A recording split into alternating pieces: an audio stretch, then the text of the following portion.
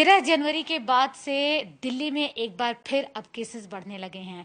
ऐसे में हर किसी को चिंता है। एक तरफ बच्चों के स्कूल खोले गए, बच्चे अभी घर से बाहर स्कूलों में पढ़ने के लिए जा ही रहे थे कि कई स्कूल इस वजह से बंद हो गए हैं कि केसेस तेजी से बढ़ रहे हैं। हमारे साथ इस पर बातचीत करने के लिए डॉक्टर समीर भाटी हैं। इनसे बातचीत करेंगे, हेल्थ एक्सपर्ट हैं। सर ये बताइए, जिस तरह से कोविड के केसेस अब बढ़ रहे हैं, 13 जनवरी को पीक पर था, जब कहा जाए 30% से ज्यादा था।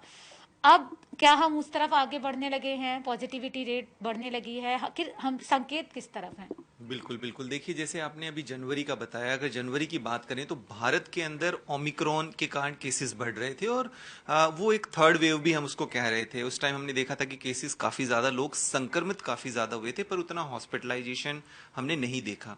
उसका जो कारण था वो था जो एक नया वेरिएंट आया था जिसको हम ओमिक्रॉन कह रहे थे, जिसको डब्ल्यूएचओ ने वेरिएंट ऑफ कंसर्न घोषित किया था, और उसी के कुछ सब लीनियज थे। ओमिक्रॉन के कुछ सब टाइप BA.2 और BA.1।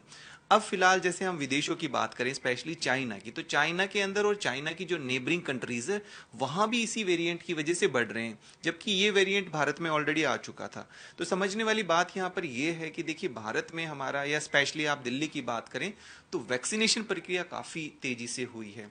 तो लोगों को डबल डोज वैक्सीनेशन तो लगी है, और साथ में उनको नेचुरल इन्फेक्शन भी हुआ है। तो आप ये कह सकते हैं कि हाइब्रिड इम्यूनिटी उनको निश्चित तौर पर मिली है। हाँ, जब हम बात करते हैं कि फिलहाल केसेस बढ़ रहे हैं, उसके पीछे का क्या कारण है?